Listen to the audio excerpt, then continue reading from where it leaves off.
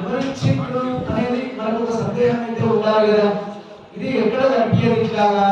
మీరు ఎక్కడైనా చూసినారా? ఇదంతా కూడా ఎన్నో గుళ్ళు తిరుగుతున్నారు మీరు. కామారెడ్డిలో, నిజామాబాద్లో, లేదా జగించారా, ఇంకా 33 జిల్లాలలో మీరు ఎక్కడెక్కడెక్కడో తిరుగుతున్నారు. విజయవాడ అక్కడి అమ్మవారి దగ్గర కూడా వెళ్ళారు. ఏడుపాయలు ఎక్కడెక్కడికో వెళ్ళారు కదా. వెళ్ళారు కదా. వెళ్ళారు. వెళ్ళిన దగ్గర ఇట్లా ఏమైనా అనిపించిందా మీకు?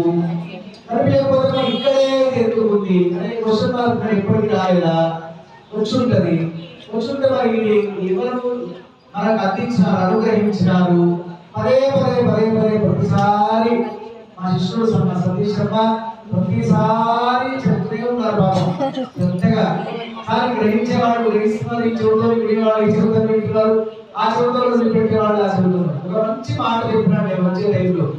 అన్నము వండగానే ఆ వేడి వేడి వేడి వేడి మీద మంచిగా తొక్కు కలుపుకొని తిన్నా, దాంట్లో నెయ్యో నూనెనో పూరి నూనెలో వేసుకొని బాగా కలుసుకొని తిన్నా ఎంత ఆస్వాదిస్తుంటారో అట్లా మా నోటి నుండి ఏ మాట వచ్చిందో అది వేడి వేడి మీదనే మీరు గ్రహించి దాన్ని ఆచరణ చేస్తేనే మీకు అది సత్ఫలితాన్ని, ఆనందాన్ని, ఎట్లాగైతే అన్నం తింటే కడుపు నిండుతుందో అట్లా మనసు నిండుతుంది అని చెప్పారు కదా. రూపాయలు చప్పట్లు కొడతారు. ఎన్నో విషయాలు తెలుసుకుంటున్నారు. మరి ఈ గౌరవం ఏంది? 9 గౌరవం ఏంది? అలా వెంటనే ఈ బాధలు ఏంటండి? ఇట్లా గమ్మలు బాధలు ఇవన్నీ ఎక్కడైనా చూసినారా?